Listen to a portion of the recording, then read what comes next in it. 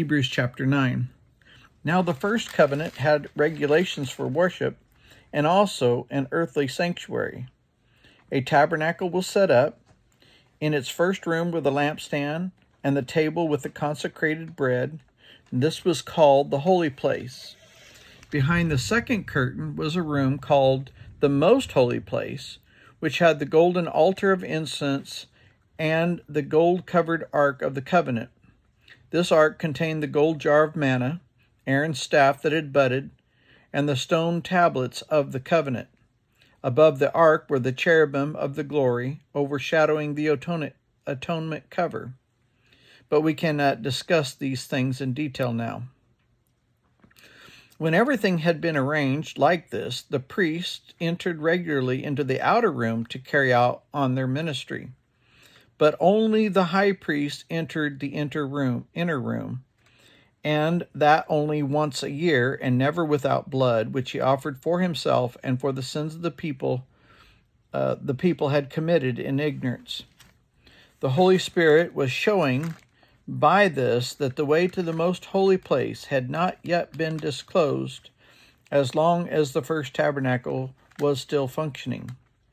This is an illustration for the present time, indicating that the gifts and sacrifices being offered were not able to clear the conscience of the worshiper.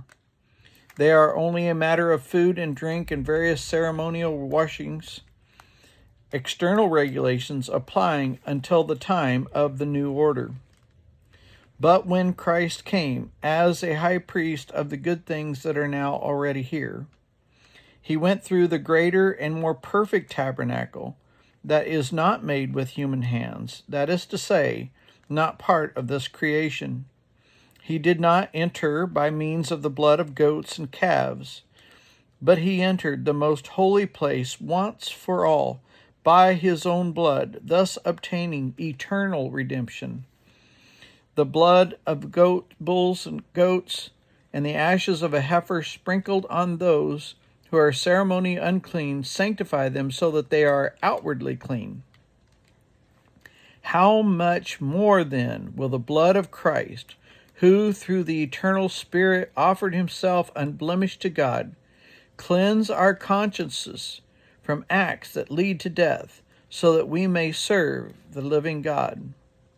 For this reason, Christ is the mediator of a new covenant, that those who are called may receive the promised eternal inheritance, now that he has died as a ransom to set them free from sins committed under the first covenant. In the case of a will, it is necessary to prove the death of the one who made it, because a will is in force only when somebody has died. It never takes effect while the one who made it is living. This is why even the first covenant was not put into effect without blood. When Moses had proclaimed every command of the law to the people, he took the blood of calves together with water, scarlet wool, and the branches of hyssop, and sprinkled the scroll on all the people. And he said, "This is the blood of the covenant which God has commanded you to keep." In the same way, he sprinkled with the blood both the tabernacle and everything used in its ceremonies. In fact, the law requires that nearly everything be cleansed with blood, and without the shedding of blood, there is no forgiveness. It was necessary then for the copies of the heavenly things to be purified with these sacrifices, but the heavenly things themselves with better sacrifices than these. For Christ did not enter a sanctuary made with human hands. That was only a copy of the true one. He entered heaven itself, now to appear for us in God's presence. Nor did he enter heaven to offer himself again and again, the way the high priest enters the most holy place every year with blood that is not his own. Otherwise, Christ would have had to suffer many times since the creation of the world. But he has appeared once for all at the culmination of the ages to do away with sin by the sacrifice of himself. Just as people are destined to die once and after that to face judgment, so Christ was sacrificed once to take away the sins of many, and he will appear a second time, not to bear sin, but to bring salvation to those who are waiting for him.